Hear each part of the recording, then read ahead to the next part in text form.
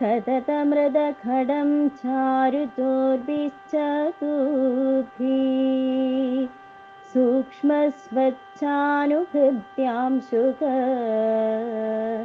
परिविलसत्मौलिमं भोजनेत्रम् कालाम्बोदुज्ज्वलाङ्गम् कडितडविलसच्चारुपीताम्बराढ्यम् वन्दे धन्वन्तरिं तं निखिलगदवन प्रौढिदावाग्निलीनम् Namami धन्वन्तरिं आदिदेवम् सुरासुरे वन्दितपादपद्मम् लोकेर्जरारुभयमृत्युनाशम् धातारमीशं विविधौषधीना. Namaste.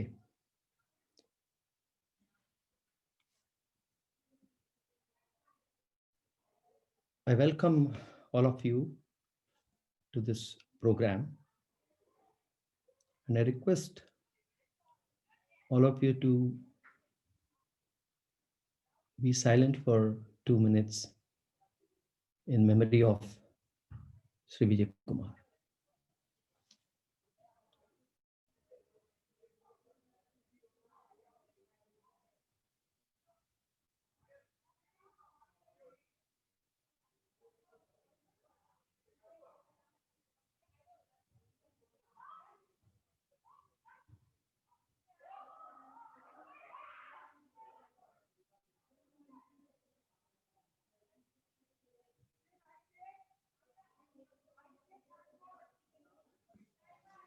Thank you.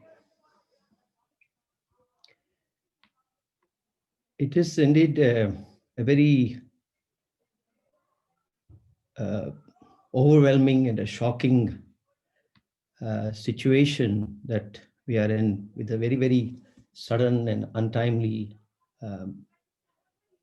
demise of Sri Vijay Kumarji. My dear Akka should have been welcoming you all for this event.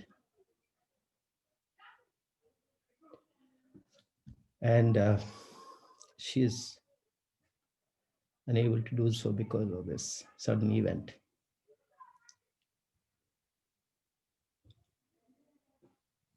I really, normally in these kind of events, we start it with a brief about what we do, Center for Soft Power, Indic Academy.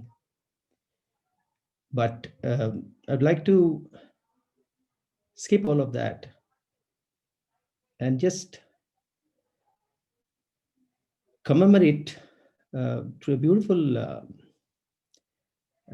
email that Aparna has sent out earlier today. In fact, before that, there was one thing going on in Twitter about Kamala Harris and her husband.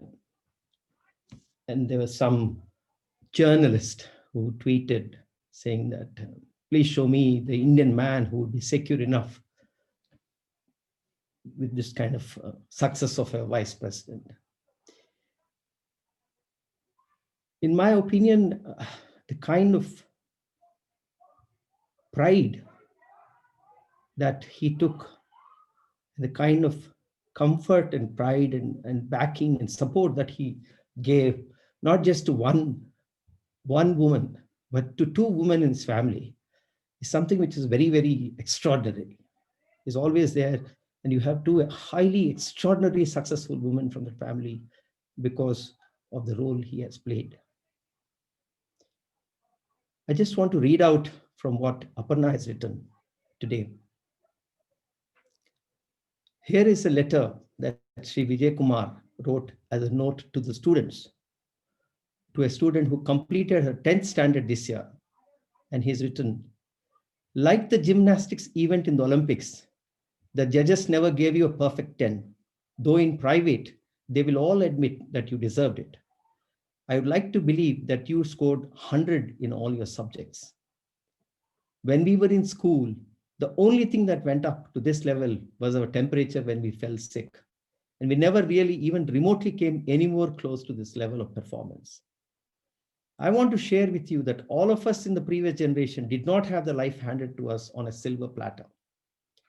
We had our share of challenges, difficulties, and multiple obstacles, but still did everything that was needed for our children to have an optimal opportunity to pursue their dreams and fulfill their aspirations.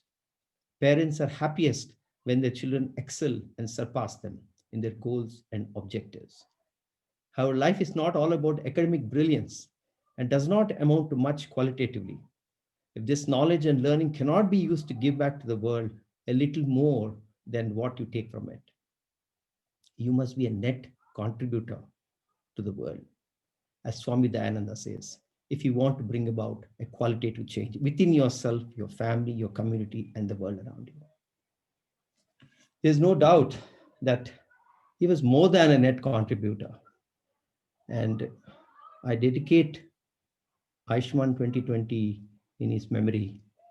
And I pray to Bhagavan that Akka, our family, get strength to overcome this, all of us to overcome this and continue his legacy. Thank you and welcome you all.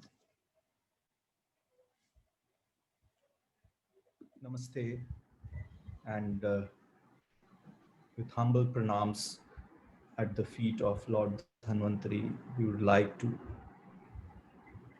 pray to Lord Dhanvantari that Vijay Kumar Ji's soul attain peace and heaven, because it was really shocking to me before his death.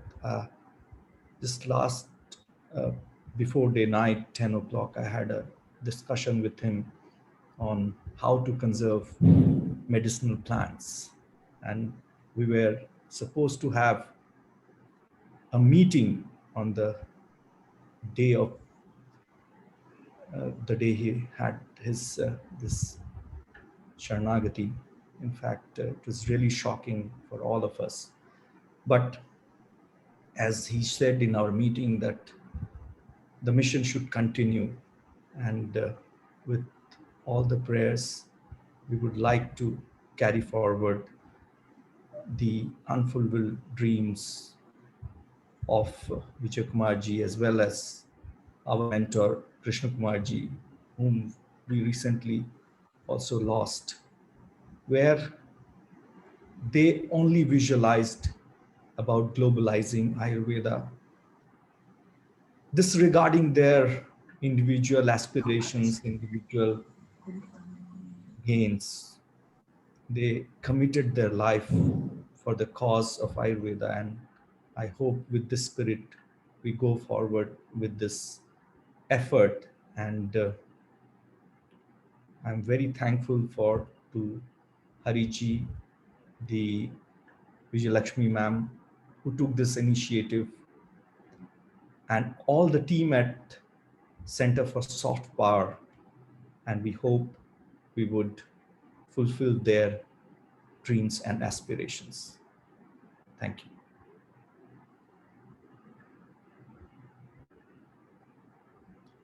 So, Aparna, shall we start? Yes, Somaji, we will, if you can briefly introduce Dr. Padma Ji. Then Yes. Yeah, thank So, in fact, Dr. Padma Subrahmanyam is more than a celebrity for our organization. As we all know, it was his always when she came to our institution, she was like our elder sister, mother for us. And we had served her so many years.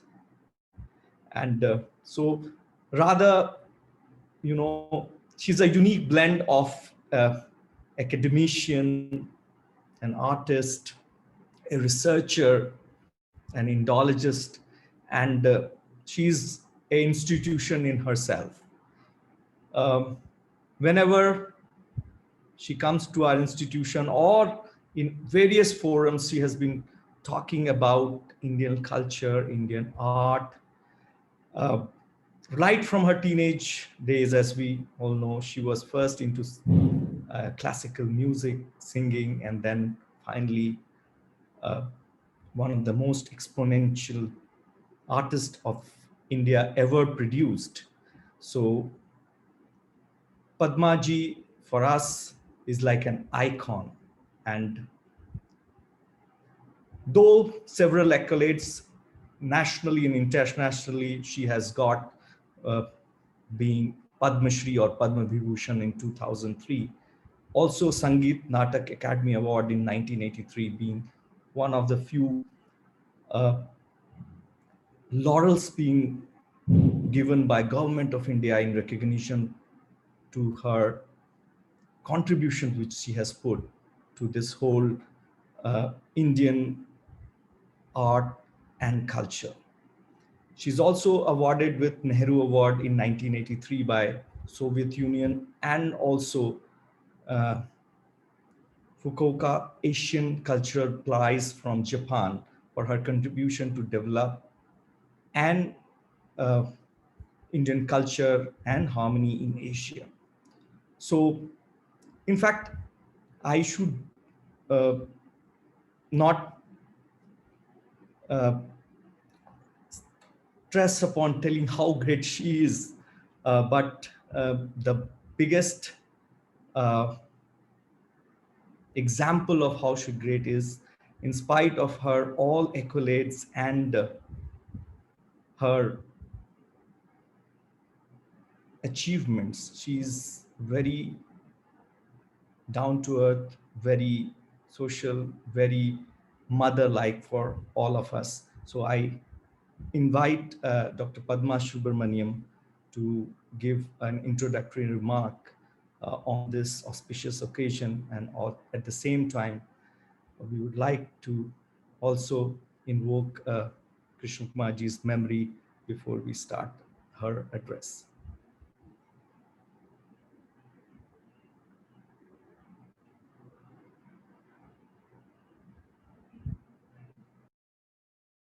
Ma'am, you can start, please. Yes. Unmute, please, ma'am.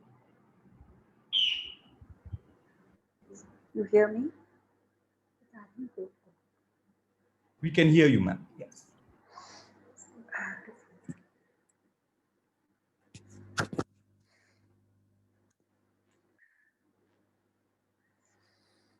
Well, it's a unique and a very strange situation. This is called celebrating Ayurveda. As we are celebrating, we are also condoling the sudden demise of our dear Vijay Kumar. And I would first like to convey my heartfelt condolence to my very dear friend Vijay and her daughter and son.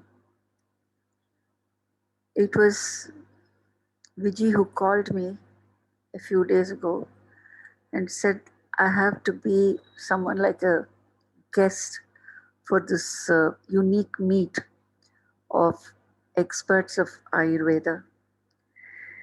Indic Academy has been doing extraordinary work, and through Indic Academy, a lot of common self-esteem has been created, and it is still being created. I'm very happy that the Center for Soft Power is gaining extraordinary power through Ayurveda. Ayurveda has been something which has really kept the well-being of a whole society of not only people of India, but I would say Southeast Asia for several thousands of years. And I would like to pay my respects to all of you experts, doctors in Ayurveda. My humble greetings. Bhagavad Gita teaches us to have some equanimity when there is a calamity. So we are celebrating. Somebody is gone. We miss Vijay Kumar. We miss Krishna Kumar. Krishna Kumar has been like my younger brother for almost 4 decades.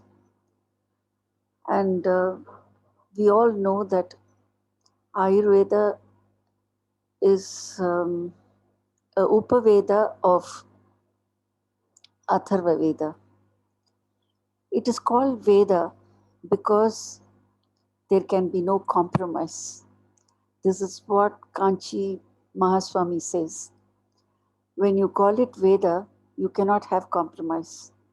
Whereas Artha Shastra is also a Upaveda of Atharva Veda. It is still called Shastra and not Veda. We don't call it Artha Veda. We call it Artha Shastra because when it is question of politics, there has to be some compromises. In Ayurveda, you cannot have compromise because you actually deal with the life of people, and it is not only to cure somebody from disease, it is also for the well-being of somebody.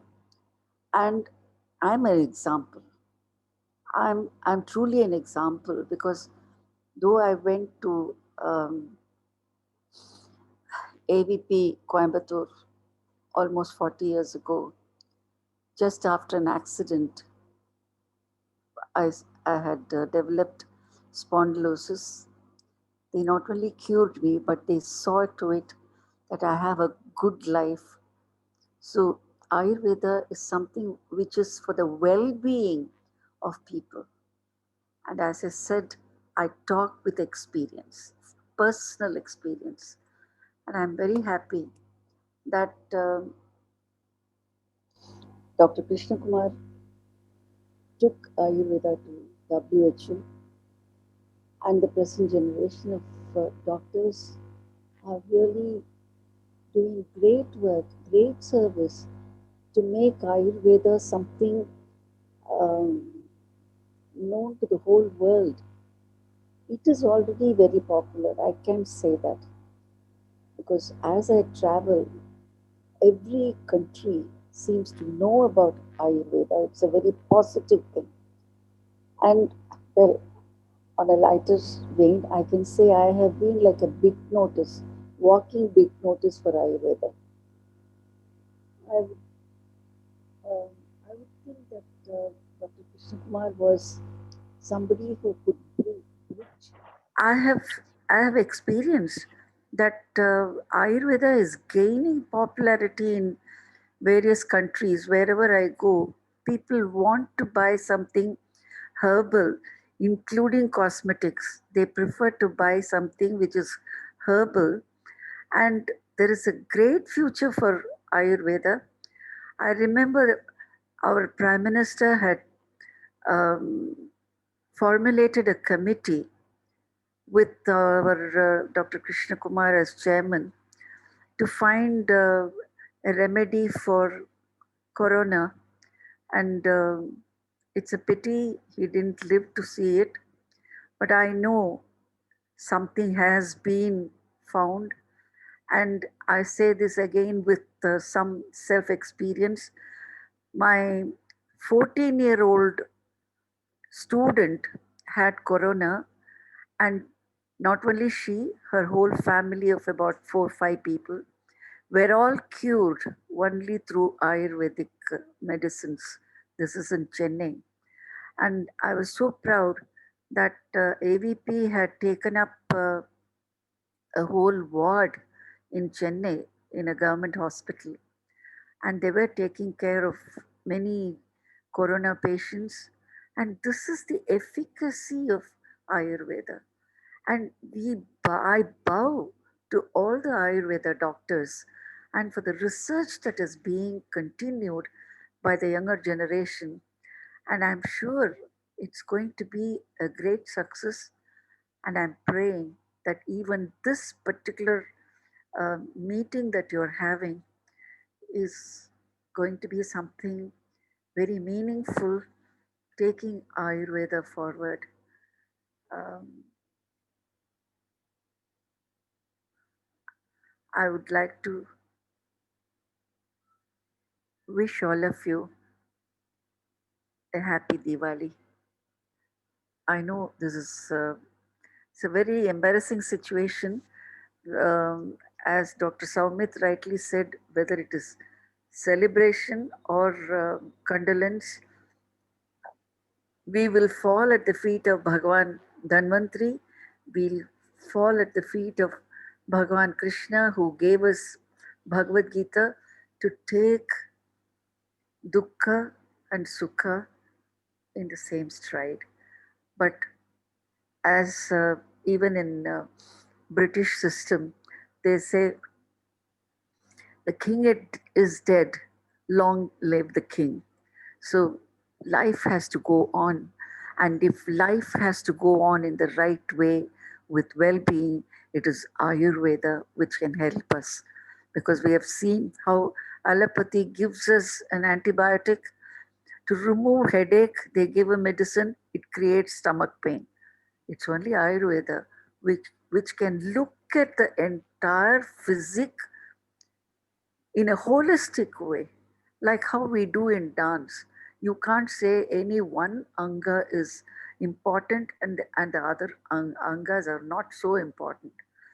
You take care of the entire well-being of the, I would even say, not only physical, but it helps intellectual growth, emotional well-being, equanimity, and it gives a spiritual character to the entire way of treatment.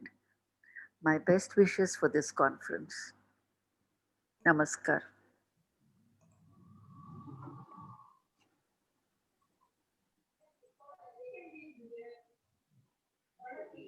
Thank you so much.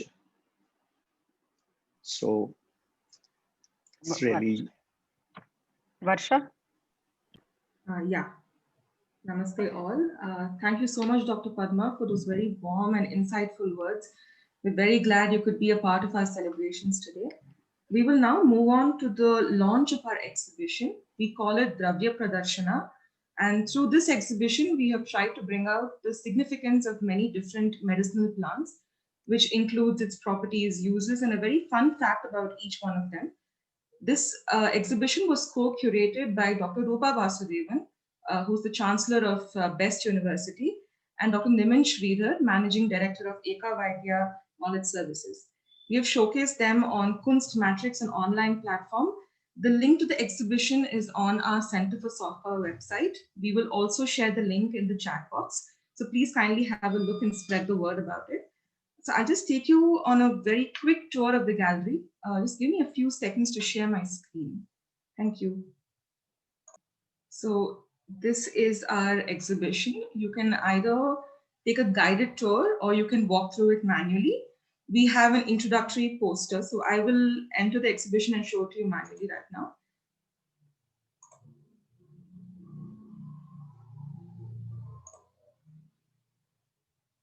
So we have an introductory poster that tells you what the gallery is about. We have incorporated plants such as neem, ashwagandha, aloe vera, pepper, and many, many more. As of today, there are around 50 in the gallery. So we will be adding more by the end of tomorrow. So please do come back and have a look. I'll just take you on a quick tour. So this is how each one of our posters look like. You can zoom into it. So we have the scientific name, the common names of the plant with its Ayurvedic properties and its uses, and a fun did you know fact. So you can manually go through the entire gallery.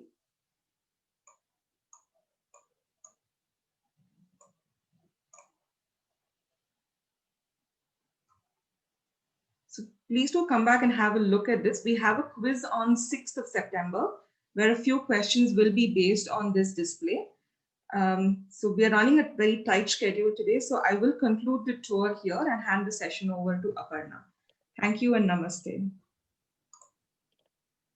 Thank you so much, Varsha.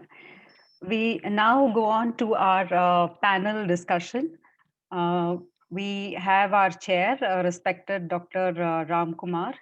He is an alumnus of the Ayurveda College, Coimbatore, and grandson of Arya, Vaidya and PV Rama Warrior, the founder of the AVP group of institutions in Coimbatore.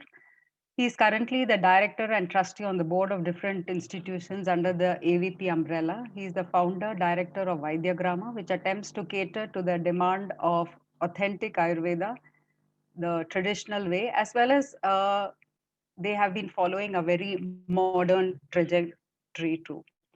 He will be chairing the session, and we have with us an esteemed panel. We have Dr. Sandris Petronis. He's an orthopedic surgeon. We have Ms. Margarete Mota. She's a neurologist and Ayurveda therapist and director, producer, and screenwriter of the documentary Ayurveda, A Possible Cure. We have Dr. Jeevan EP. He is a graduate of Bharatiya University and is one of Germany's most qualified and experienced practitioners in the field of Ayurveda. We have Dr. Lucia. She's a doctor in cardiology and has traveled to India to perfect her Ayurveda practice at AVP. And we have a video clip from who has studied Ayurveda and yoga for about 8 years at Coimbatore. We have Professor Erick Schulz. He's a professor of Ayurveda at the Naradeva Shala Institute and the Latin American School of Ayurveda. Their profiles are there on our website and from the Center of Soft Power and at AVP, we welcome all of them. Dr. Ramkumar, over to you.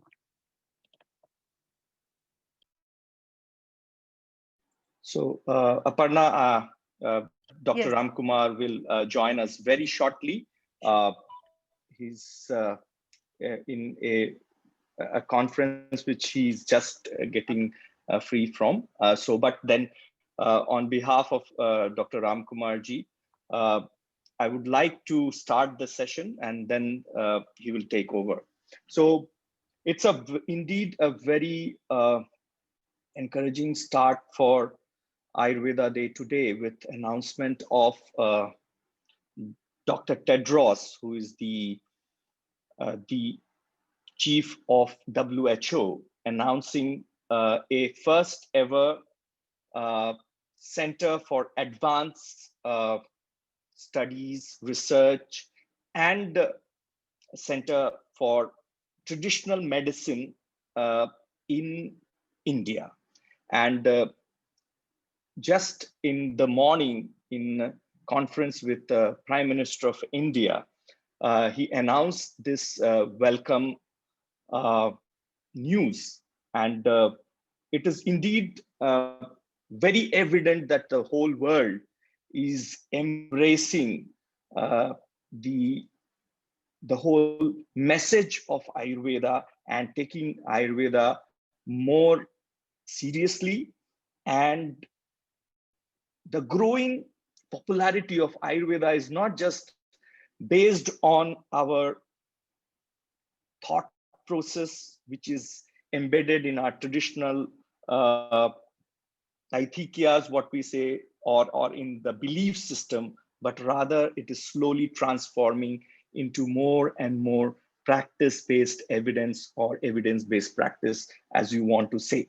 So today's the gallery of resources who is going to join us represent a ideal balance between what is the future of Ayurveda, what is the scope of Ayurveda, what are the opportunities of Ayurveda globally.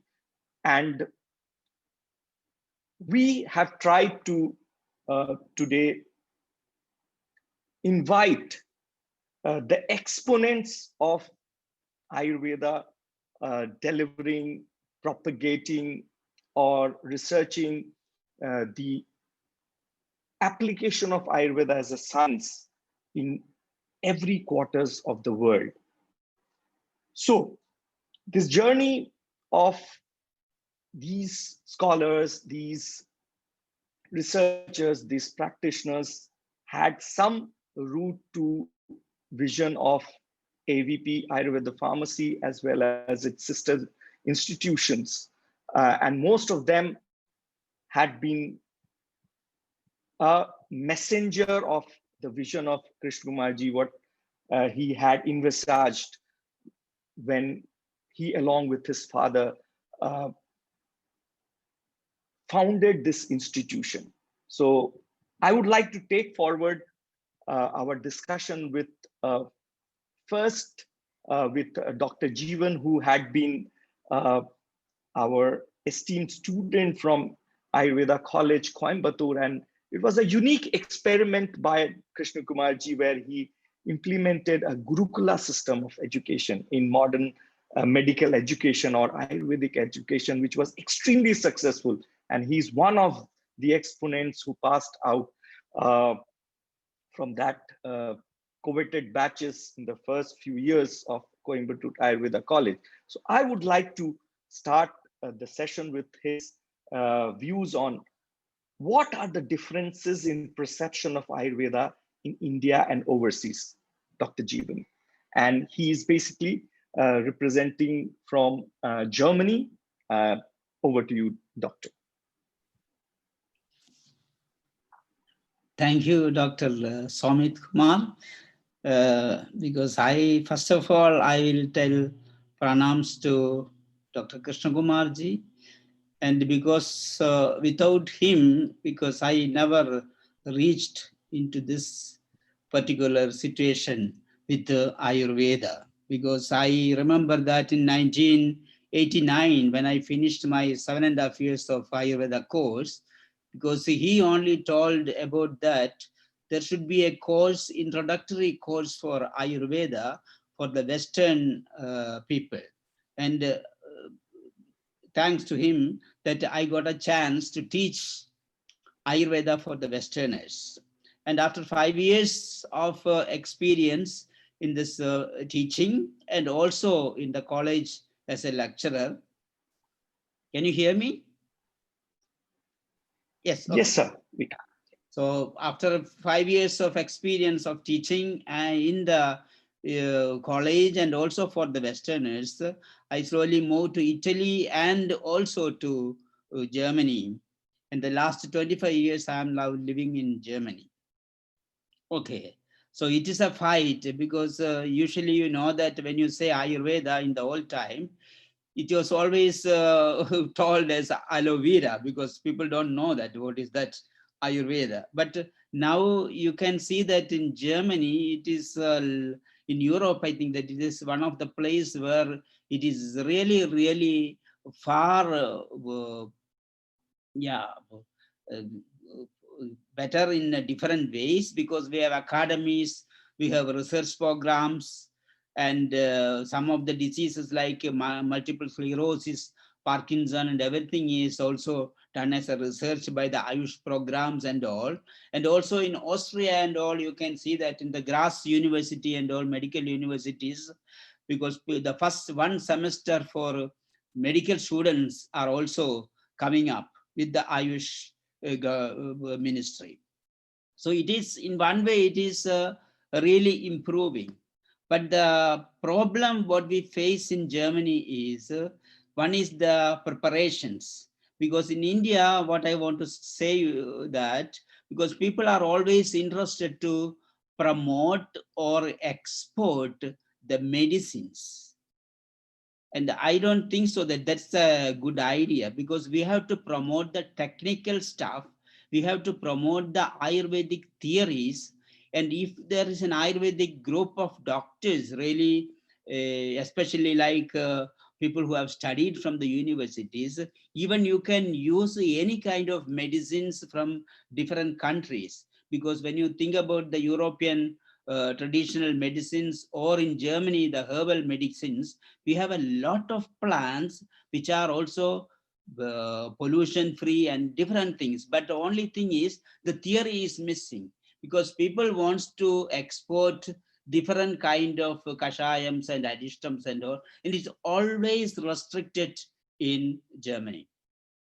So that is one of the, so we have to promote the technical and theoretical knowledge to the Western public. That's what one of my humble suggestion. And for this, what we can do is the India government or Indian different universities has to collaborate with different universities of Germany, because we have LMU, Ludwig Maximilian University in Munich, and Humboldt. Several universities are there where they are teaching also Indology, but why don't we have a Ayurveda studies, at least for the local people, and to get a practical experience from India. So in both way it will be benefited, also the students, also the monetary benefits for India. So such things can be done a lot.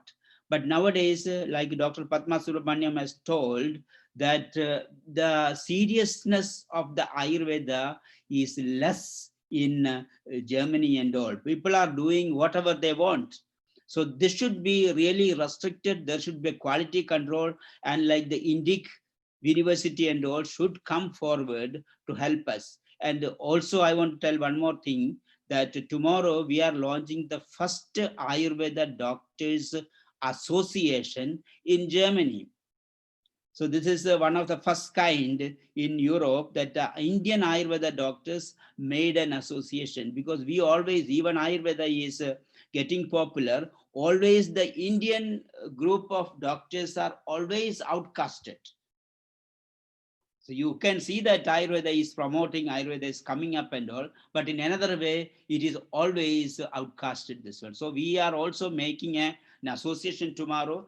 And one more thing, what I want to tell you is in June 2020, 2-3 months before, because Germany has made a law in the German government that as a definition for Ayurveda, because even we have 5,000 years of old medicines and we talk so many spiritual things and everything, that's okay.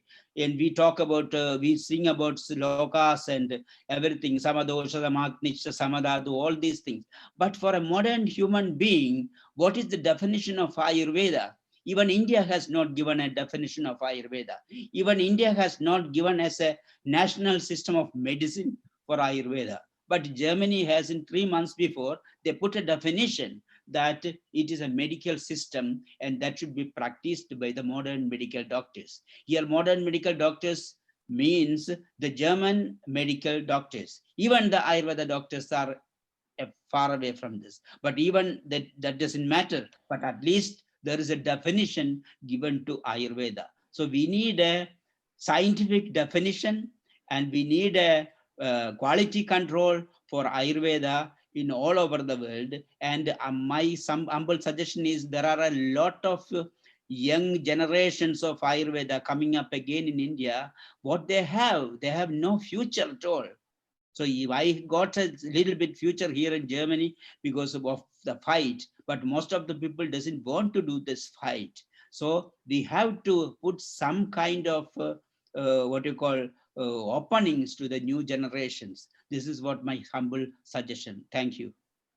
Thank you, sir. So starting with the discussion. So I think Dr. Ramkumar ji is also joined us. Sir, can you hear me? Dr. Ramkumar ji. So moving ahead, so I would like to also seek the views of Dr. Sandris. We know that in Latvia, somehow Ayurveda is a little regulated in terms of a methodology of therapy or as a technical know-how.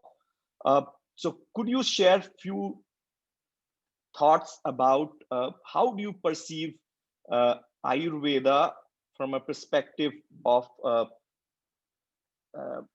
validity or relevance in modern healthcare system?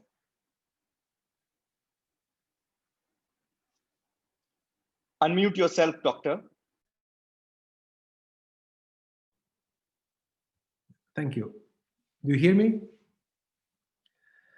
First of all, I want to thank you for inviting me here. And also I want to thank you, Dr. Ramkumar, about the knowledge I get from your lectures and our meetings. And also University of Latvia was involved in this, and on basis on this university, the program was made, and I was also able to attend it and get the knowledge from the prime source, from the Indian doctor. And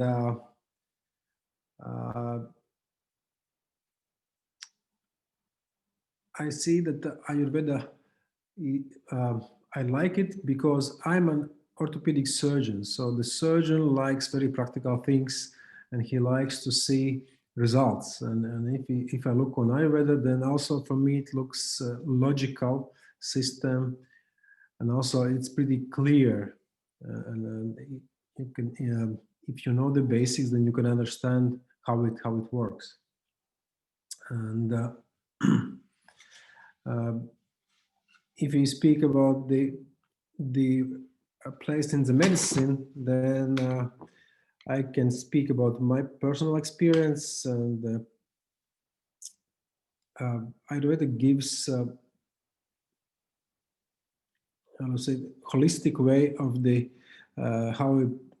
how we see the patient and how we see the disease, because nowadays, if we speak about the Western medicine or allopathic medicine, then we go more and more divided. We go for more specialization. Like in my field, not only orthopedic surgeon. Now we speak about the hand surgeon. Now even more divided. So I see that it's needed that we have to also think a little bit back, like in previous time, that we see a patient as a whole, and this could be a good way how to the Ayurvedic perspective could be a good way how to teach the medical people how to look on the patient. And there is still gaps and places which is not covered by this Western medicine or allopathic medicine. And I see that the future is that we can collaborate together.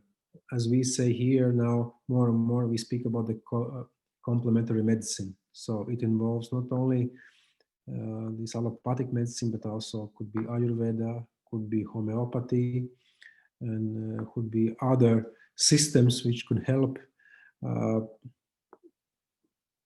to cure the patients and to decrease the suffering of the people.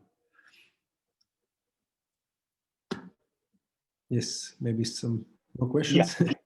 Yeah. So I think I will also have an introductory remark from Margaret. She being herself a doctor.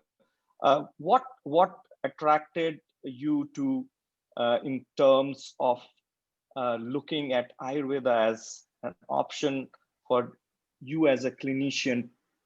What are the gaps you feel exist, which you would like to bridge with the knowledge of Ayurveda in modern medicine? First of all, my humble pranam to the divine soul of Krishna Kumarji. And without him, I wouldn't be here today. I wouldn't be the person that I am today in Ayurveda. So first of all, I'd like to pay my tribute to him, and also to thank the AVP family. And I would like to make a small correction. I'm not a doctor. I am a naturopath and Ayurveda therapist. I think that it's very important to have Ayurveda in South America and in Brazil, because in the whole Latin America, actually, we have different original people, like with their original system of medicine. And it makes a very beautiful dialogue with Ayurveda, because it's when we analyze what our indigenous people do in Latin America, not only in Brazil, in the whole Latin America, it's very similar to Ayurveda, using a different language, but a very similar approach to Ayurveda. And here in Brazil, we have something that it's very unique. We have a public system of health. And in this public system of health, from 2016 to 2019, we had the government approving in integrative and complementary medicine in our public health system. And in 2017, Ayurveda became part of it. So that means that there is a policy in Brazil from the government that Ayurveda can be in the public health system. But we don't have, we have about 3,000 Ayurveda therapists in Brazil, but Brazil is a huge country. We are more than 200 million people. And these 3,000 Ayurveda therapists have been studied only here, or some have been to India to study in different institutions. And I'd like to make also a remark here between the difference that we see in the therapists that have studied with AVP and other therapists that have studied in other institutions in India. We see that people that have studied with AVP have much deeper knowledge and much more committed to Ayurveda, to practice and to spread Ayurveda as the way it should be, like as we studied in AVP and in India. And we have the government now, Ayush government. Yesterday I was in a meeting with the Consul General from India here in São Paulo. And he was telling us the news about the Ayush government making some MOU with some important university in Brazil. One important, all are public universities. One public university from Rio, that's the Federal University, and then 2 universities from São Paulo, with the medical schools in all these universities. So we are having these MOUs being signed, and for research on COVID and research on medicinal plants and other clinical research. So what we see is that Ayurveda in Brazil is getting a momentum, not only in Brazil, actually, we see this in the whole world and also in Latin America as a whole. And it's important that we go forward in the right direction, because this momentum that we are getting is important, but if we go in the right direction with Ayurveda here in Brazil, I think we can do a lot for the population. And as Ayurveda being allowed by the government, not allowed to be practiced, because Ayurveda is not recognized in Brazil yet by the government, but it's allowed to practice in the public hospitals and in the public clinics. So we have this very beautiful moment for Ayurveda in Brazil, and I think that we need more than ever the guidance of the Vaidyas from India, the guidance from the institutions from India, and the guidance from Ayush, so that we can move in the right direction. And the reason why I was attracted to Ayurveda is because I myself, from my family side, I'm descendant from indigenous people. So I grew up being treated, me and my brothers, everyone in the family, with plants, something very similar to what we do in Ayurveda. So when I got in contact with Ayurveda, it was something that was very natural for me. That's what I lived as a child, as a teenager, in my own house, in my own family. So I think that Ayurveda makes a lot of sense here in Brazil. And as Dr. Jeevan was saying, we have to be very careful the way that we move, and to be very responsible to the Ayurveda that we practice. Thank you, Margaret. We really see that across the globe, there are local head traditions, whether documented or undocumented, taking care of primary healthcare needs across the world. In fact, that's a very important concept in health where health has to become more localized rather than just a global entity as a common standard. So I do really appreciate that you had such a root already existing culture or such a tradition in Brazil. I would also like to invite Professor Erick to basically highlight what makes him always be very enthusiastically involved in propagating the more holistic perspective of Ayurveda in your journey for last several years, or rather than we know that a decade now. What makes you go each day and live for Ayurveda? Hello, everyone. Good evening. My pranams to Krishna Kumarji and the whole organization for this conference.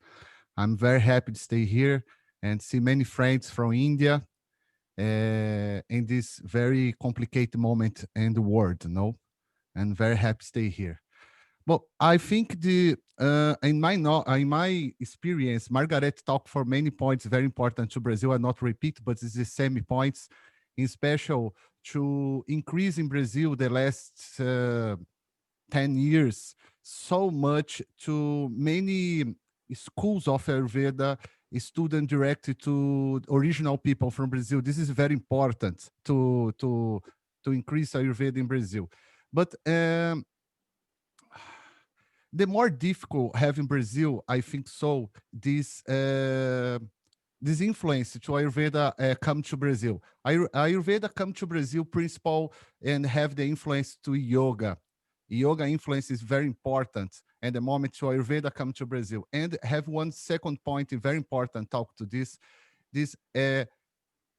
not everyone, but many people beginning study Ayurveda is not from the classics, and not from direct to Charaka, Sushruta, Ashtanga Hridaya, and different books, but direct from the very simple books from US and the principle. And what's happened to Brazil principle for the next last 10 years, 15 years, and more difficult, this is bridge. This bridge to Brazil, to India, and the people understand the traditional heavy Ayurveda, and it's not Ayurveda, it's not only one medicine, it's having much more. This is, I think, for my experience, is more difficult to people understand. Ayurveda is one big traditional, it's one big knowledge, it's very heavy, it's so bigger. Ayurveda is not only one medicine. I think this is more difficult have this bridge to now and Brazil to India. So you have been also integrating a lot of what we say Dravya Chikitsa, the components of spirituality, yajna, all those things. What inspired you to do that? My family. Only my family, my mother, principal my mother. My mother beginning studying yoga in 71, so many years ago. And in 94, my mother founded the Naradeva Shala Institute 25 years ago. And I have the principle for me, for my family. And my mother loved India for many years and construct this institute. Now in the institute have many things. Now have Hasta Samudrika, Jyotisha, Pujas, Ayurveda, Yoga, etc. But this is very difficult that people understand this. Everything is only one. Ayurveda is only one point. I think this is more important, more difficult that people understand in Brazil. Not Ayurveda is not alone. Ayurveda needs you to Sanskrit. Ayurveda needs you to Jyotish. Ayurveda needs you yoga, but yoga needs Ayurveda. Yoga needs Jyotish.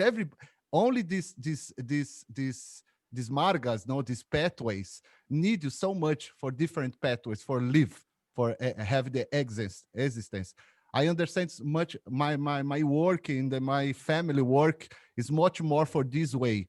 no, much more for deep knowledge, traditional knowledge. I know this is very important to Ayurveda in the to allopathic way or the scientific way. This everything. This is very important. I know this, but my heart is staying the traditional way. This for me is much more important for my work. I think it's very important. I have many works in the world, have many people, but for me this is very important.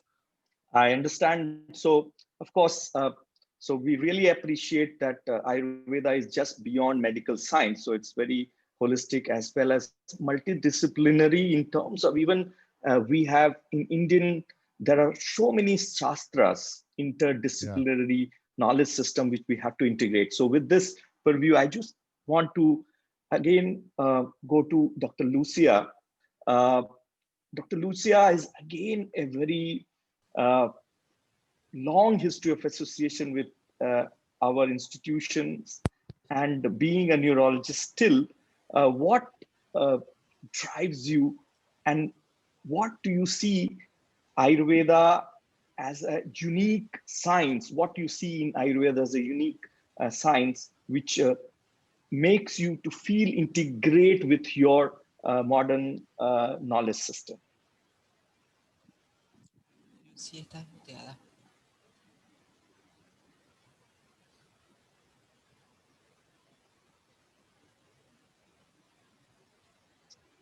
Can you unmute yourself? Yeah. La pregunta, Lucía, te preguntaba el doctor, ¿qué es lo que es de la Ayurveda lo que te hace verla como un conocimiento único y su relación con la medicina moderna, con la medicina alopática? No te escuché la primera parte. ¿Qué es lo que?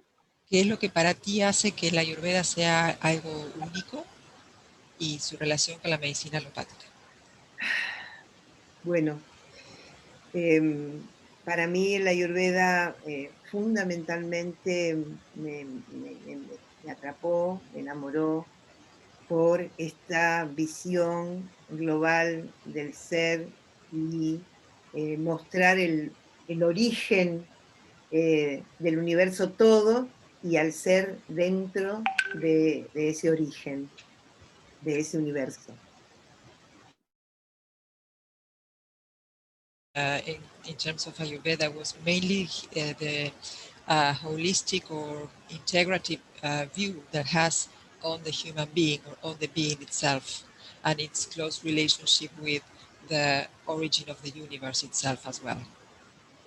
Y luego de haberme formado en una universidad donde todo está dividido, separado, fraccionado, con una mirada desde la enfermedad y no desde la salud y la felicidad, donde la felicidad no existe ni siquiera en el diagnóstico, el Ayurveda me mostró plenamente cómo, como médica, podía introducirme en la causa de la enfermedad y ser una guía mucho más eficiente en ese camino para que podamos, en primer lugar, personalmente, atravesados por el Ayurveda, y en segundo lugar, como trabajadores de la salud, una guía para nuestros consultantes. So coming from a university or with a training mainly biological, which only divides the human being in separate parts or in separate systems. So having that and only focusing always on disease and not on health, and being faced with the fact that Ayurveda takes in its concept of health the terms of health and happiness, even as part of the making a diagnosis, all those things that the allopathic medicine has never taken into account. So it gave me the tools for me to integrate that knowledge and also to be give me the tools to introduce myself as a guide to my patients, not only from an integrative and holistic way, but also as a health carer. Si hay algo que me acompaña permanentemente y uno de los eslocas que más amo es Ragadiroga, ¿no? Ragadiroga, algo que desde la medicina moderna no se tiene en cuenta para nada. And the basic concept that is always with me is Ragadiroga, which is a concept that in medicine, in modern medicine, is not taken into account at all. Y si algo me apasionó también fue ver que cuando escuché a los profesores decir, las enfermedades son tantas que no se pueden nombrar. Y no precisamos ese nombre para poder abordar la recuperación del equilibrio. Si encontramos las causas del desequilibrio, vamos a poder recuperar la salud de la persona. Y esto, y el poder identificar un desequilibrio mucho antes que la persona misma se dé cuenta que está desequilibrado, fueron también las cuestiones de la Ayurveda que me apasionaron. And other aspects of Ayurveda that really caught me as well were the fact that this concept of saying that there are so many diseases that we cannot name them all, but it's not necessary to know their name in order to get to the cause of that disease. And it's only by knowing the cause of the disease that we will be able to help a person to recover their state of health. So that concept is what gave me as well, really hit me in order to be a follower of Ayurveda. Y creo que si hoy el éxito que tenemos en una amplia población de médicos aquí en la Facultad de Ciencias Médicas de Rosario, y hoy con la diplomatura en 28 países hemos atraído la atención de médicos y terapeutas y trabajadores de la salud, fue precisamente por hablar de esta esencia de la Ayurveda. El buscar la causa, el buscar esos signos simples que nos muestran el desequilibrio y entender que solo podemos ser guías, que el estado y la decisión de salud y enfermedad es una decisión de cada uno en un compromiso cotidiano en la elección de cada día. And I think that the success that we are having nowadays in our promotion of Ayurveda, with the amount of medical doctors who are interested in studying Ayurveda, and also in the online courses that we are delivering with attendees from 28 countries, including doctors and therapists and people from different so-called alternative therapies. The thing that they all have in common is precisely when they share this concept of looking for the cause of a disease and for the signs that can predict a disease long before the allopathic medicine does, and on the one hand, and on the other hand, that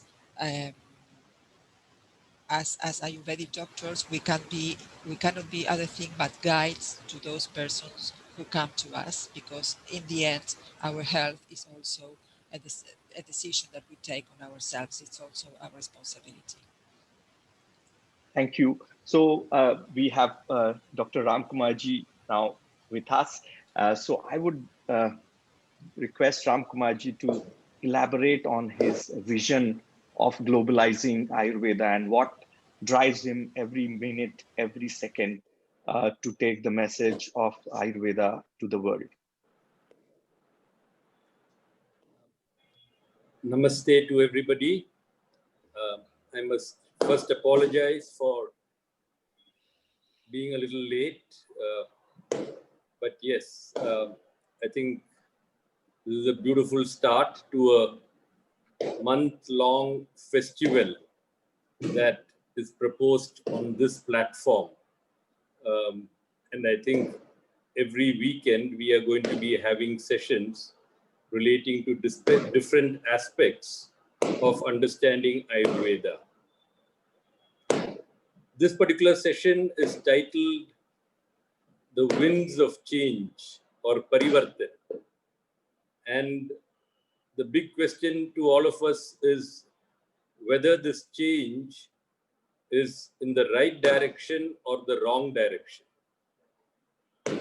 Especially today in COVID times, when in India, for the initial period of COVID, Ayurveda was completely neglected. In fact, in Kerala, the Ayurveda doctors and hospitals were specifically told not to treat COVID patients. I'm talking about 6 to 8 months back. And even very recently, when the COVID treatment protocol released by the government of India included some Ayush products and protocols, it was strongly objected to by the Western medical system practitioners. So there's a huge challenge wherein Ayurveda is certainly becoming more popular in India and globally. But on the other side, there is a scientific community that keeps demanding evidence and keeps pushing Ayurveda and other traditional systems to the sidelines. And this is most evident in COVID times, when there is no medical system that has actually come up with a clear treatment protocol based on evidence until recently. And even now, it is still debatable. And still, there is this great reluctance to use a system like Ayurveda, to use the protocols of Ayurveda, to use the herbs in Ayurveda to cure, to heal, to support, to prevent a condition like COVID-19. So there is this big conflict that is happening in India, and I'm sure it is also happening in many parts of the world. In fact, very recently in another country, a graduate Ayurveda practitioner from India has been barred from practicing for the last 2 months because one of his patients who was doing well had been given a medicine which contained less than 1% of lead in that medicine. And for exclusively that reason, this practitioner, this experienced Ayurveda doctor from India, has not been able to practice for the last 2 months. So there is a huge challenge in front of us. There is also this big challenge of what is the kind of Ayurveda we would like to promote globally. There is one group who desires a purely medical, clinical Ayurveda to be promoted globally. There is another group who would like to see primarily the mental, emotional part of Ayurveda to be promoted globally. And a third group who's only interested in the spiritual part of Ayurveda. And then there is a fourth group who wants to combine the physical, the mental, the spiritual, the socio-cultural aspects, bring everything into the promotion of Ayurveda globally. So what is that Ayurveda that we really want to promote? And is there a possibility that within the global Ayurveda community, we can come to a consensus on where we want to take Ayurveda? There is also another question in front of us. I briefly heard Dr. Jeevan earlier before I got disconnected. There are two resource bases. One is the material resource base and the other is the knowledge resource base. The material resource base is primarily to do with the herbs in Ayurveda. And the knowledge resource base is to do with the entire wisdom that Ayurveda presents to all of us. The conversation in the last 2-3 decades has primarily been around how to protect and promote the material resource base, how to take the material resource base to all parts of the world. But there has been very little conversation around how to protect and promote the knowledge resource base, which includes the texts of Ayurveda, experts in Ayurveda, creating experts in Ayurveda. That conversation has been largely limited. So there are many students of Ayurveda, there are many practitioners of Ayurveda in India and across the world. But if we were to look for experts in Ayurveda, there would only be a handful. There is also a conversation around integrated medicine, Ayurveda and other systems, primarily Western medicine, working together. It has its merits and it has its demerits. If the two systems work together on a very superficial plane, like for example, there was this conversation of Western diagnosis and Ayurveda treatment, which is a very superficial level of application of integration. Or do we look at a more sophisticated, deep integration at the level of the tattva or the principles, where there is a dialogue between the experts on both sides and some kind of a understanding is arrived at the tattva or principle level? Because if that happens, that is more long-term, more beneficial to the Ayurveda community practicing globally. So these are all questions, and I don't think there is any one answer or any one of us have an answer to all these questions. But certainly we need to think about all these questions. We need to think about the direction in which we want to take forward Ayurveda education, Ayurveda research, Ayurveda practice, Ayurveda production of medicines, cultivation of herbs, and all other allied aspects. So these are a few thoughts I thought I should share with all of you, and would love to hear the response from any of you regarding these thoughts.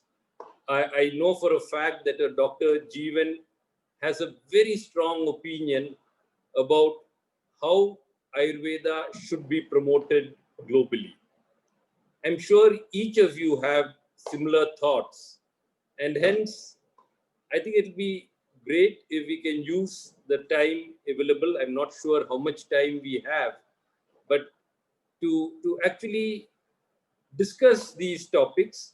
Some of them, I'm sure that all of us will not be in agreement regarding the solutions, but we can at least debate possible solutions and start addressing some of these issues, which will largely determine the mainstreaming of authentic Ayurveda for global health care, which was the primary vision of Krishna Kumarji. So, with these words, Can we move into the question answers or the discussion part of this session, or is anybody else due to speak? Somit? Yeah, we have introductory remark from all of them. So please, if you have some specific queries to all our participants. Well, I think I've thrown out many questions, and I invite any of you to begin addressing any of these questions.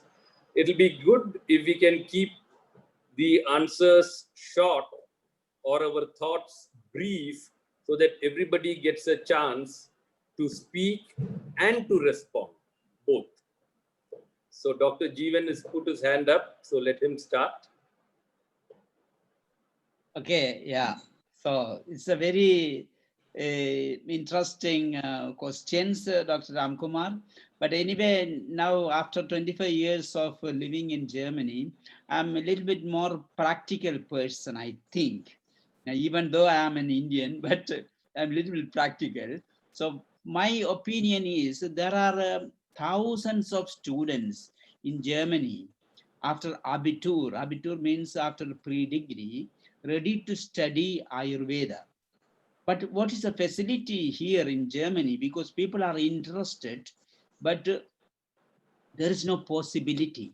So my suggestion is some of the people like you has to make an initiation through Ayush government, or forget about the Ayush government directly, and to connect with some of the universities. Even I can give you some of the universities who are interested, like LMU, Ludwig Maximilian University, Humboldt University, Göttingen University. There are so many universities.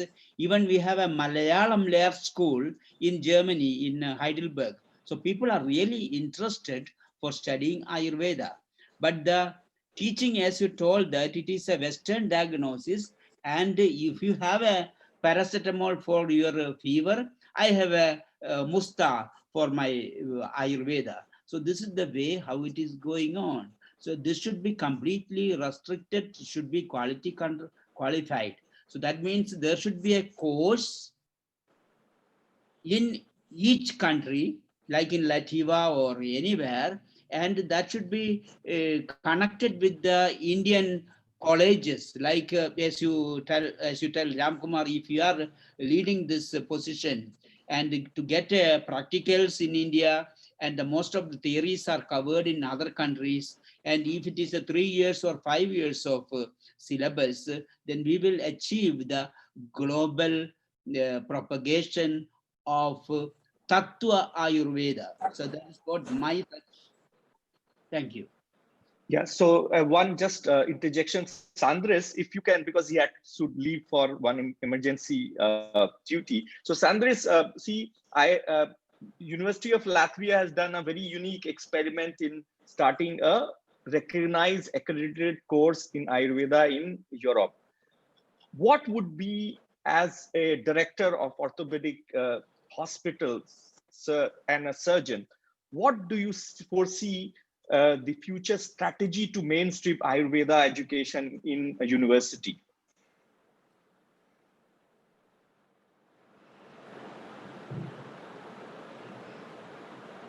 Doctor. Okay. Doctor? Yes. So, and we already have in Latvian University this program for Ayurvedic studies. So I think that we have to continue this, and because people are responding and are participating in these programs. The only problem is that the people already who are working a lot and very busy, they maybe don't have so many time to participate in studying this material. And if we speak about Ayurveda status in our country, then we already have possibility to do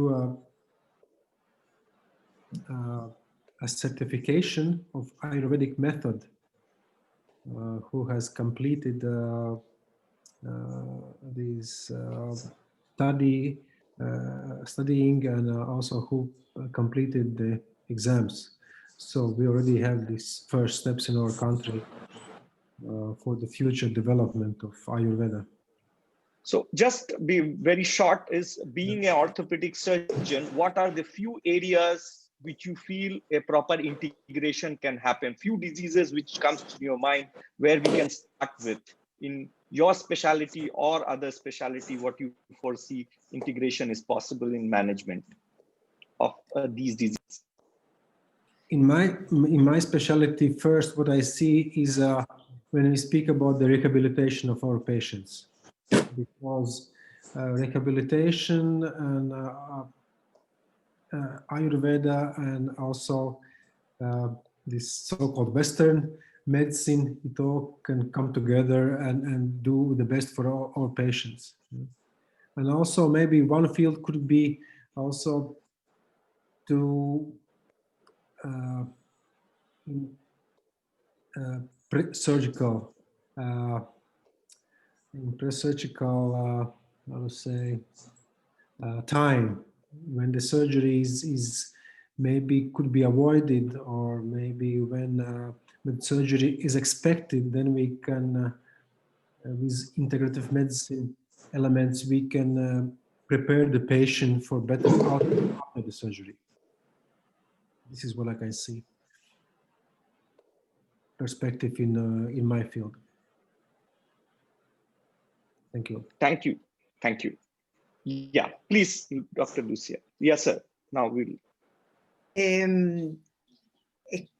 Sabiendo las preguntas que recién hizo, quería decirle, en nuestra experiencia, estando en el seno mismo de una facultad que forma médicos alopáticos, hemos podido vivenciar plenamente el trabajar minuciosamente para cambiar ese paradigma.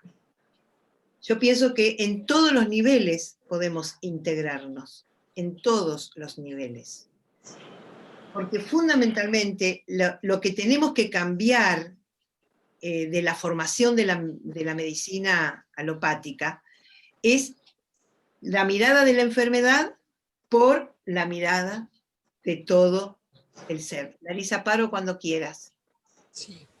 So what Dr. Lucia is saying, basically, coming from an allopathic environment, she considers that integration between Ayurveda and allopathic medicine can be done at every level, actually.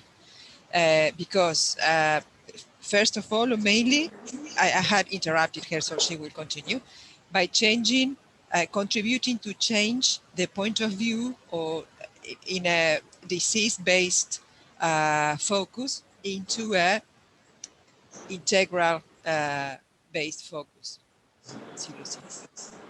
Y es muy interesante trabajando con los médicos y todos los trabajadores de la salud, cuando insistimos, los ponemos en el reto de ver el individuo todo, no la enfermedad, la causa, no los síntomas.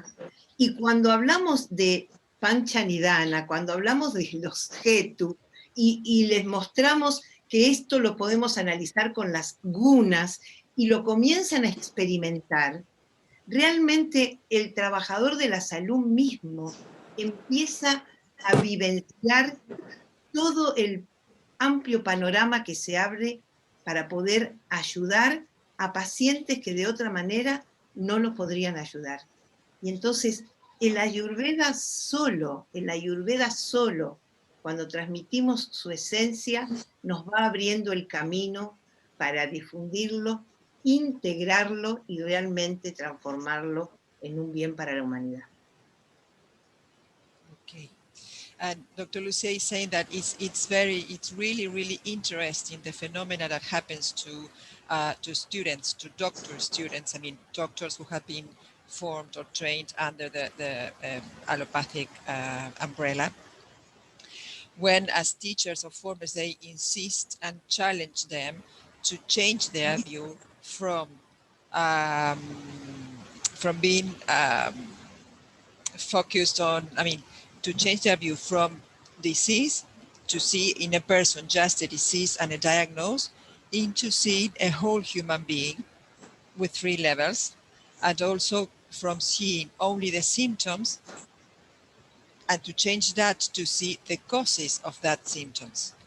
So when they do the study of Panchanidana or the causes of a disease or the causes of a symptom, they are invited to think about that in terms of gunas. And it's really, and also to think in terms of gunas and also to experiment those, to try to relate that knowledge they are acquiring with real life, with experience. So it's really interesting and positive to see the change that happens within someone who is a healthcare or health worker. So Dr. Lucia is saying again that she, when they do this, when they experience this, they can see the scope, how the scope of the help that they can provide widens. The help that they can provide to accompany a person in their path or in their disease or non balanced or unbalanced path. So Dr. Lucia is saying that Ayurveda, just by the sake of teaching Ayurveda the way it should be taught, it opens several paths and helps to integrate it at different levels or at every level with allopathic medicine. Pero el éxito de esto fue la guía de ustedes. Creo que esto no es posible sin la guía de los maestros indianos, sin la guía de ustedes. Creo que para que nosotros entendamos la esencia de la Ayurveda, y como dijo el doctor antes, Jeevan, tomemos la esencia y podamos transmitirla para que se pueda aplicar en todo el mundo, necesitamos las guías de ustedes, ser nosotros sus brazos, sus mentes, su proyección para llevar el Ayurveda a todo el mundo. But above all, this phenomenon couldn't be possible without your guidance. In the sense that, as Dr. Jeevan said before, it's only by teaching Ayurveda, the essence of Ayurveda, that this can be done. So, and with your done and promoted. So with your guidance, we as doctors can be your arms, can be your voice in order to promote and expand this knowledge. Thank you, Dr. Go ahead. Sorry. Sí, continúa, Lucia. Por eso nuestras clases comienzan con filosofía y por eso nuestras clases comienzan con lo que no es Ayurveda. Hay tanto dando vuelta por el mundo que no es Ayurveda, que nosotros empezamos diciendo que no es Ayurveda. Y en esto tengo un ejemplo muy lindo, que tengo una nieta de 4 años, que un día escuchando que alguien me llamaba porque tenía dolor, mi nieta dijo: abuela, si tiene dolor, le falta aceite en el cuerpo, que haga bianga. Con 4 años. So that is why in the training courses start first by giving philosophy background and also what is not Ayurveda, what Ayurveda is not. That is the way that courses are started, because there are so many things and pseudo knowledge going on around, that those courses are started by knowing, by stating precisely what Ayurveda is not. And to conclude, a nice example from my granddaughter, Dr. Lucia's granddaughter, who's 4 years old, that she overheard once that Dr. Lucia was being asked because someone was having pain. So the little girl said, okay, if you have pain, you need some oil in your body. Go and have some abhyanga. With 4 years. Thank you, Dr. Lucia. some very interesting insights. You have all been bringing groups to India to study Ayurveda over the last several years.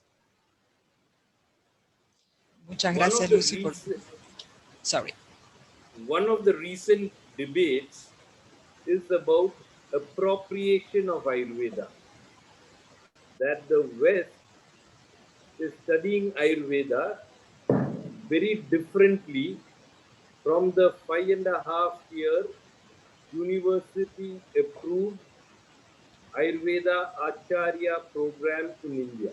The BAMS program in India is not what many students in the West are studying. And the question that people ask is how many of the students who come to India on the short-term courses develop the kind of knowledge and expertise that a student of the 5.5-year program gets. These are questions. I mean, I'm not saying this is true or that is true. I'm just putting out questions that people ask. Is a Western student of Ayurveda, or let me frame it as, have any of the students you brought to India, do you find that they have a very high level of expertise in the practice of Ayurveda after going through several short-term courses?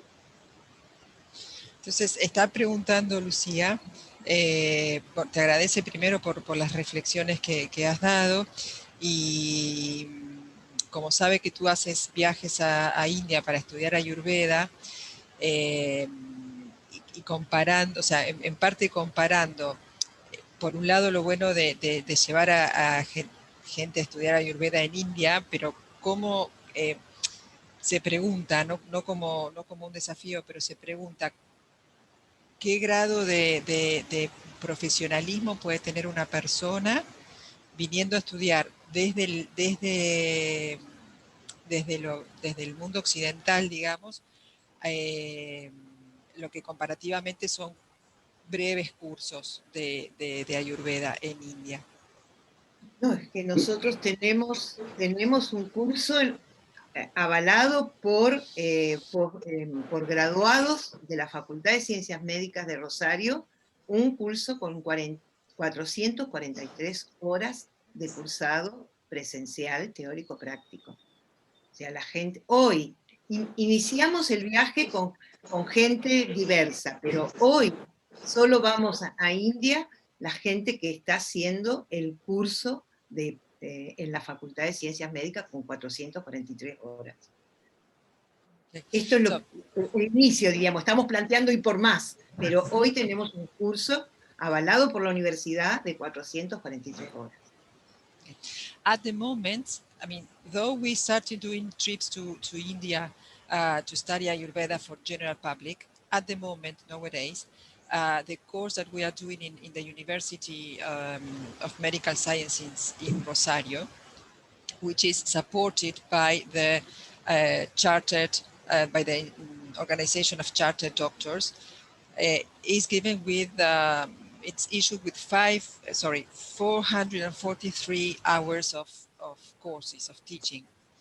And the trips that we are doing at the moment are no longer for general public, but for those students from the medical, from the University of Medicine of Rosario. So these are our first steps, and we are going for more.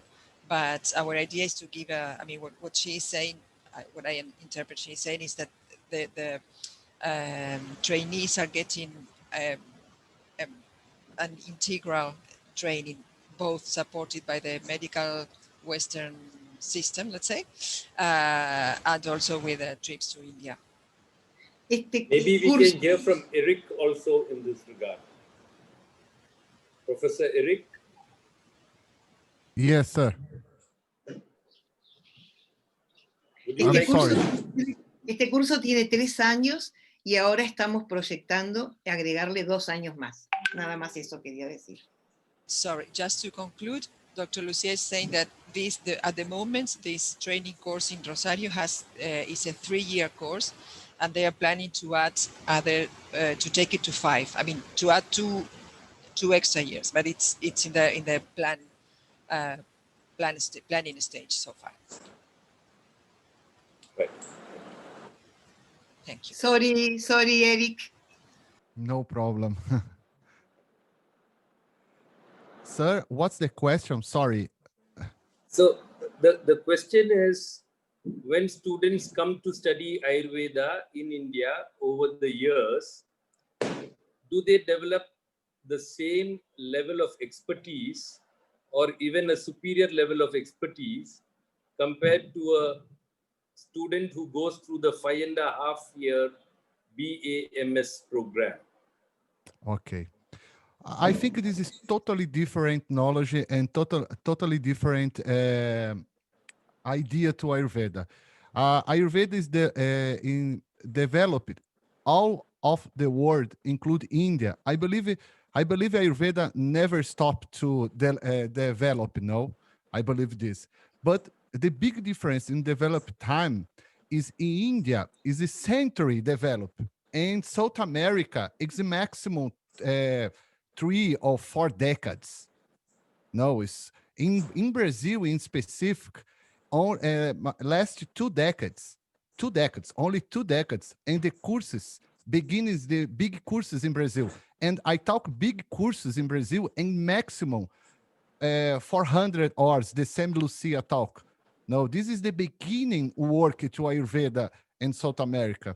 I talk so much this in Brazil for everybody in Brazil and South America. Everybody here in South America is babies in Ayurveda. It's beginning now Ayurveda in South America. No, and India developed so centuries and centuries. I think this is the big difference. Have one big difference. But I like put one point more, Dr. Ramkumar ji, is here everybody go to AVP, the groups here, Lucia group, Margarete group, my group, Abra group, have many groups in South America, and Chile group go to AVP, but have a totally respect for only the PMS people, but have one big difference, have classes to traditional Vaidyas come to Gurukulas, and teachers come to BMS. For ours in Naradeva Shala Institute have one big difference in this knowledge, and I think this both is very important. But to Brazil and South America have one one gap, very bigger. But this gap is from time, I need to wait in the time for everybody in South America have this experience. Time is time. I need waiting. Thank you. Yes. Well, on the other side of the thousands of BAMS graduates in India, there is certainly a large percentage who are not experts. So that is also a fact. Margarete ji, tell us a little bit about how your film has been received in Brazil and in other countries, and how it has helped promote Ayurveda globally. Okay, thank you. Before talking about the film, I would like also to talk a little bit about what was being discussed here, because in Brazil we have a unique situation that we don't have Ayurveda doctors. What we have is doctors that have graduated from Western medicine and study Ayurveda, either here, these 400 or 400 plus courses, or sometimes go to India for intensive course, like 1 month or 20 days, something like this. So what we have here, like I am myself, is Ayurveda therapist. But if we compare Ayurveda therapist in Brazil and Ayurveda therapist in India, is something totally different. Because someone that's Ayurveda therapist in Brazil, it means that at least we had studied 400 hours course, and we have been most of the times to India more than once. So the knowledge that we acquire it's much more than Ayurveda therapists in India.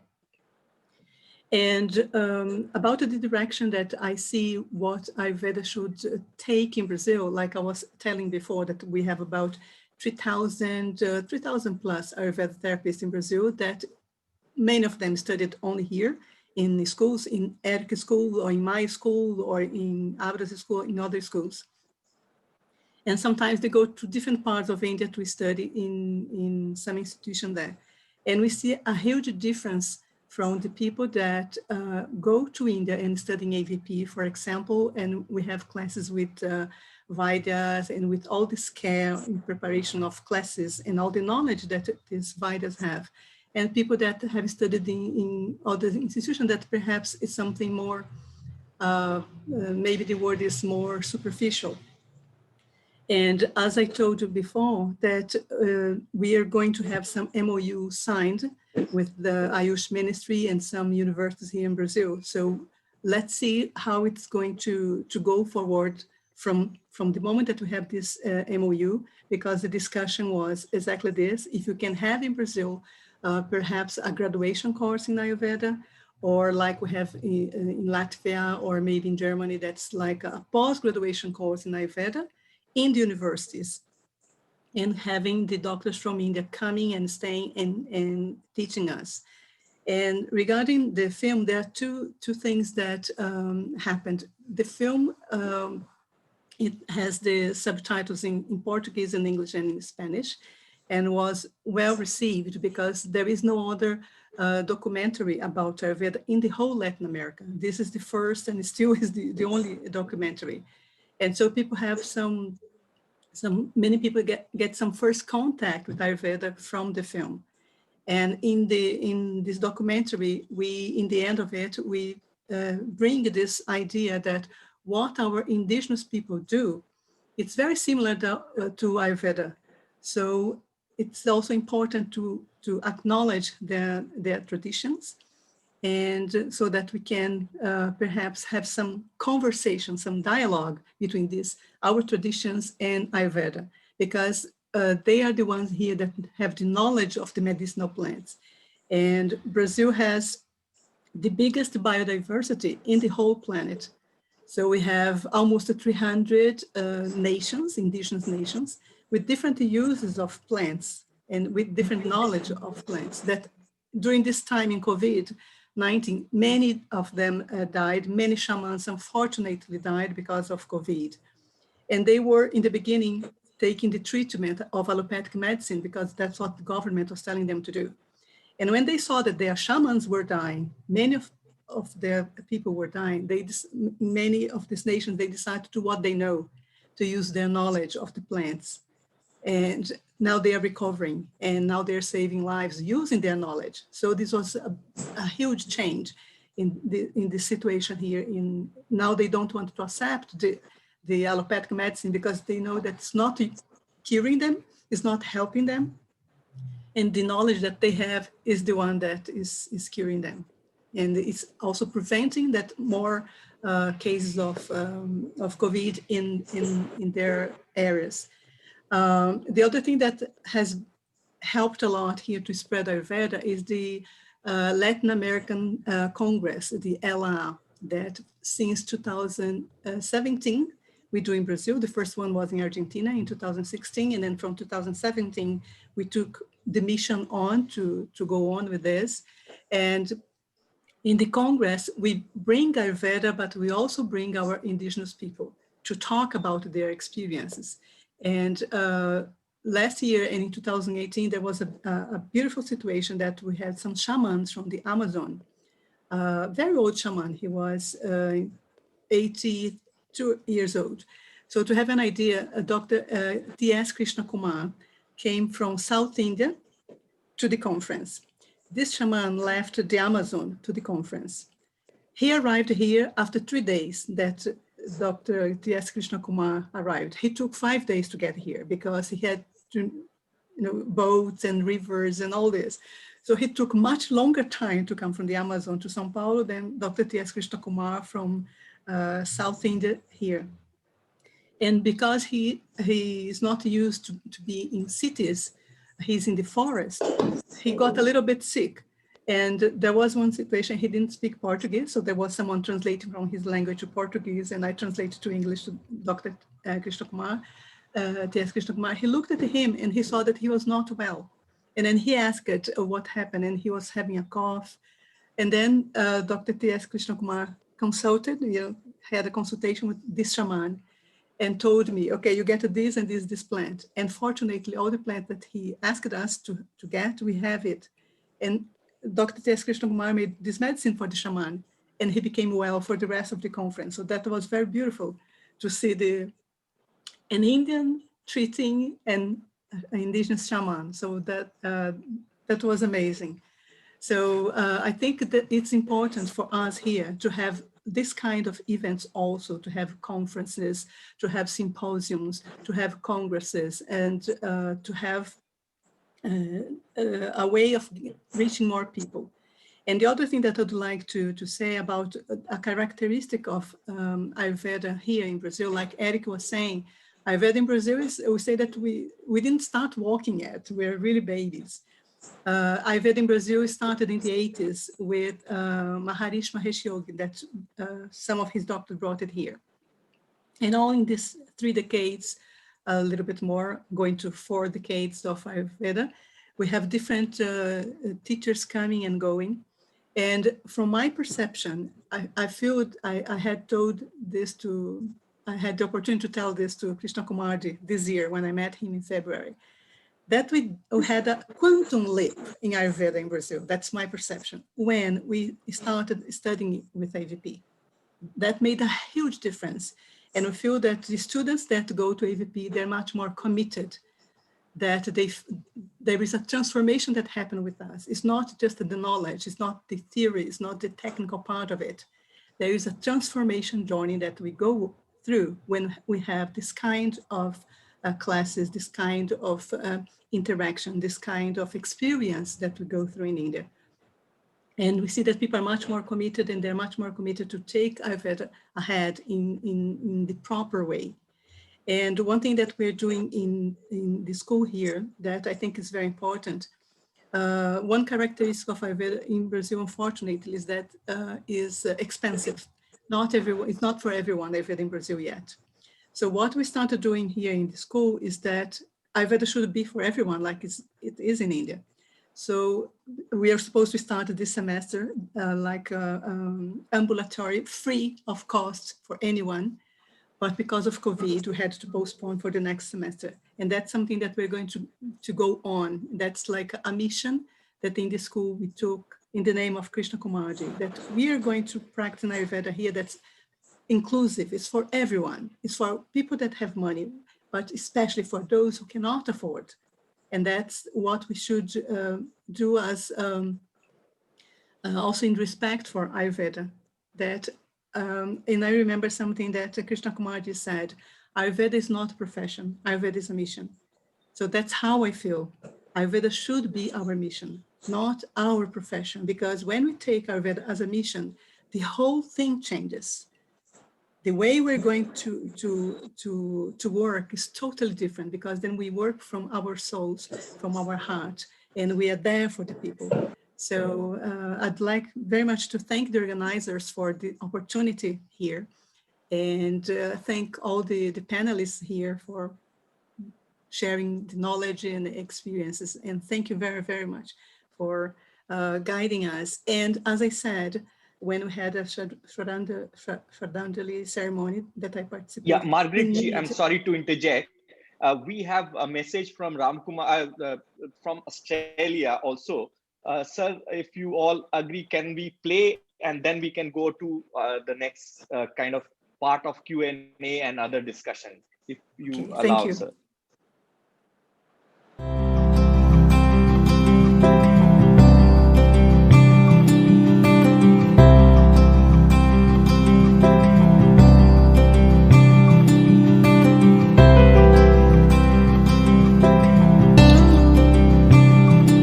Hi, my name is Rama Prasad.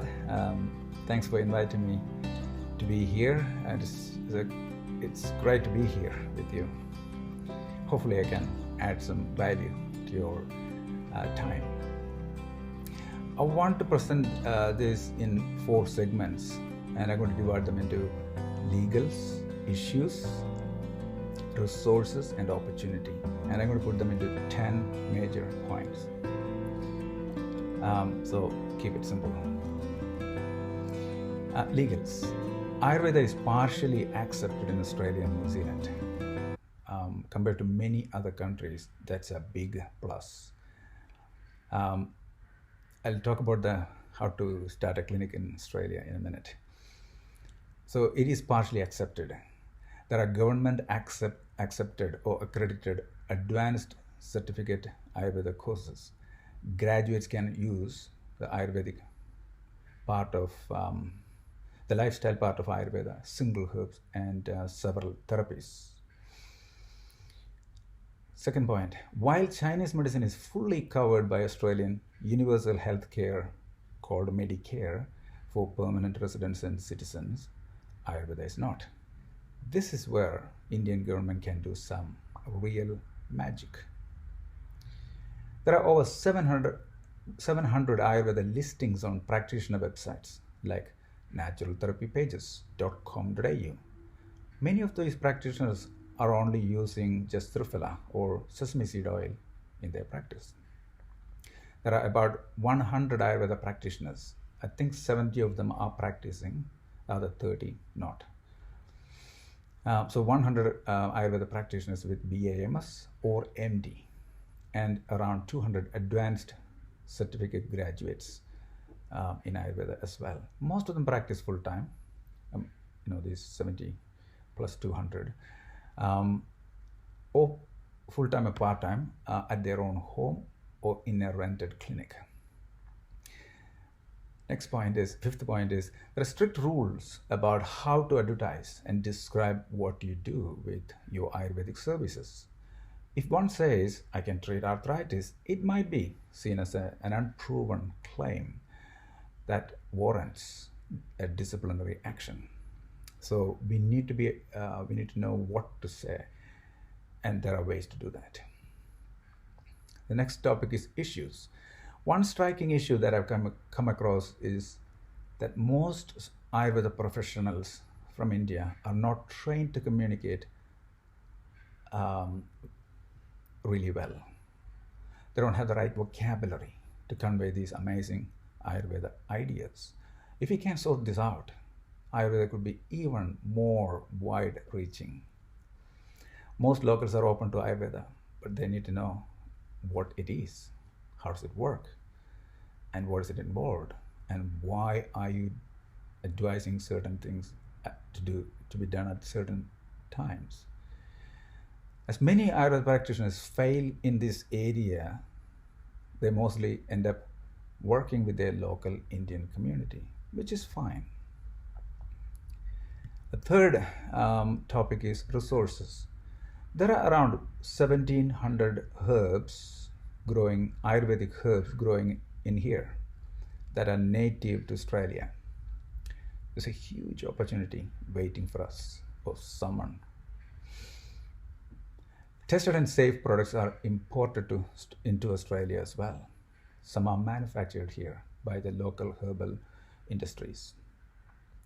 These imported Ayurvedic products could be around 400 of them, both single and traditional recipes. Some are modified traditional recipes.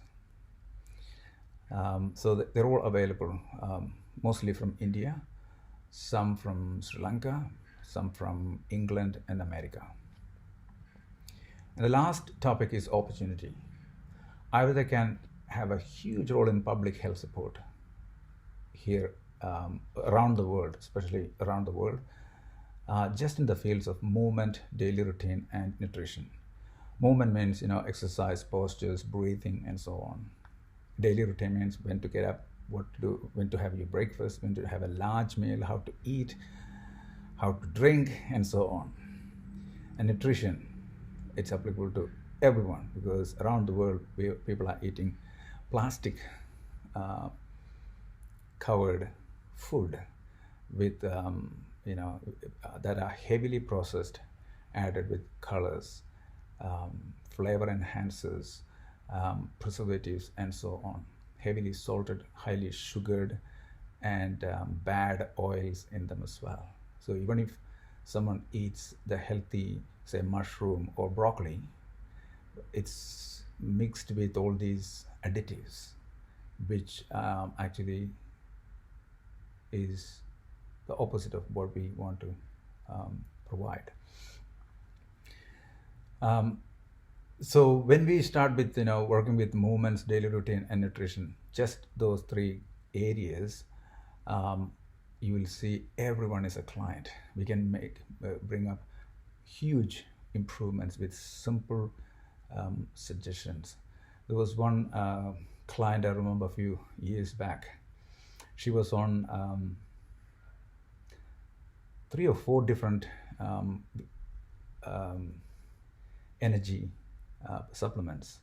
Chinese ginseng, Korean ginseng, American ginseng, and Indian ginseng, which is Indian ginseng is ashwagandha, and the energy was low. When I went through the case, I realized that she's going to bed at 3 a.m. Because all the amazing TV programs are between 9 p.m. and 3 a.m. So when I explained the role of sleeping on time, she said, "I'll try that." A week later, she calls me saying, "Oh, my prescription was this." She was using Foxtel IQ1, which is like a channel. I asked her to upgrade it to IQ2 so that she could record all her favorite programs from 9 until 3, two channels. So 9 until 3, so 6 hours of recording, so 12 hours of recording, in fact, so that she can watch it when she wakes up at 6 o'clock. And she tried it. It only took 1 week before she said, "I'm back to normal, 100%. And she was a herbal practitioner, herbal medicine practitioner. So many people don't know the importance of simple things such as brushing teeth and scraping tongue and going to bed at 10 o'clock, 10 p.m. So everyone can be a client. And the 10th point is, it's easy to set up an Ayurveda practice in Australia or New Zealand. Once you arrive here, it only takes a few days, not even a week, provided you can communicate well, you're confident in dealing with the locals. Most Indian practitioners do some study at a local education center or a community college, and other practitioners or work with other practitioners to gain mastery over communication and culture. It's really important to understand the local culture because language is the skin of the culture. So when you try to learn language, you will learn culture. When you learn culture, you learn language. So it's important to get their, the humor and, the way they use certain words, etc. We also need a first aid certificate, a membership with a suitable practitioner association, and a professional indemnity insurance. They all can be done just over a week or a few days. And the last bit is, as I mentioned earlier, most products are available that we need to use in the clinic with our local suppliers. You can also import your own favorite products following the importation rules, but importing, exporting, people know what they are. So that's all I want to say about how things are going around Australia and New Zealand. Hope it is beneficial for you. Thank you for inviting me once again. Thank you. Yes, sir. Ramkumar, sir. So that was Dr. Rama Prasad from Australia. He again is a student of the Coimbatore Ayurveda College and has been practicing in Australia for more than 2 decades now.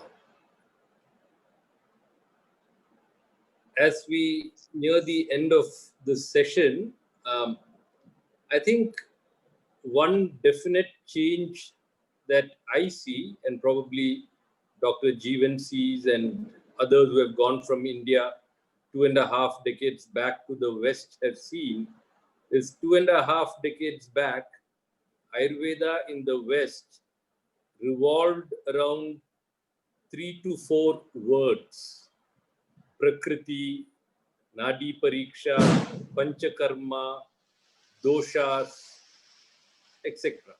That is all. And of course, turmeric and neem. This is what constituted Ayurveda mostly 25 years back. 25 years later, I think there is definitely a much deeper appreciation of Ayurveda. And also many students in the West who have come to India to study Ayurveda actually apply it in their own lives probably much better than many of the Ayurveda practitioners in India. I think this is a significant difference. Dr. Jeevan, any comments, any remarks on this?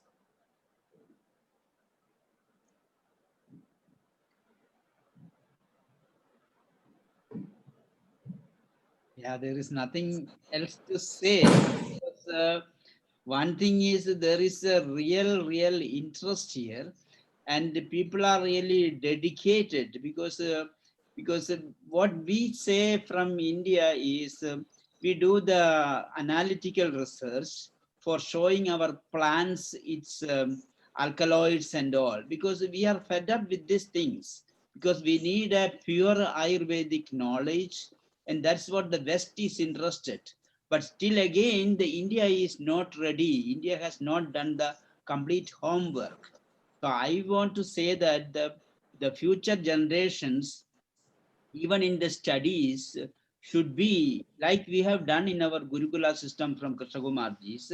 That should be again re-implemented, or else after 50 years, this will be some neem capsules and ashwagandha capsules and things like this. It only increases the pharmacopoeia of the modern medicine, not for Ayurveda. So that's what my humble suggestion. Thank you, Dr. Jeevan. I think I should share with all of you at this point that in the last months of Krishna Kumarji, he has worked extensively on restarting the Gurukula system of education, and has also initiated the process for establishing a university dedicated to studying Ayurveda and allied knowledge systems in the classical mode, so as to create real experts in this field, whether from India or from the West or from anywhere. People who are completely committed to applying Ayurveda in its truest sense for global well-being. This was started by Krishna Kumarji, and we are definitely looking forward to completing or taking this vision forward and actually making it a reality. I think we are now out of time. So from my side, I thank all the panelists. There is still a lot more that we can discuss. There are still many unanswered questions. But on the whole, it is certainly an optimistic scenario for all aspects relating to Ayurveda, practice, education, research, cultivation, production, anything that will enable Ayurveda to be practiced well in the interest of global healthcare. Thank you once again. Over to Dr. Somit.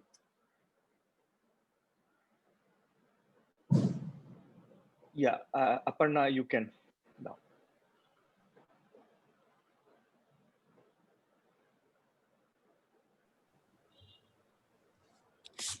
Thank you so much, Dr. Ramkumar, Dr. Somit, and everybody who joined us today as speakers from 3 separate far and wide continents across the oceans, and to all the participants as well. I wouldn't take very long, but I'd just like to announce the upcoming sessions. So we'll have our next 2 sessions on the 21st. That would be Itihasa, Saga of Ayurveda, where we'll trace the history of Ayurveda, and Pradarshana, which would be Global Footprints of Ayurveda, something very similar to what we heard today as well. We hope to have you with us, and in the memory of Dr. Krishna Kumar and Vijay Kumar uncle, we just hope that Ayurveda reaches as far and wide as possible so that everybody can benefit from it. It's truly a gift of life for all of us. Thank you so much. We hope to see you again. We wish everyone a very happy Diwali. Thank you so much. Namaste.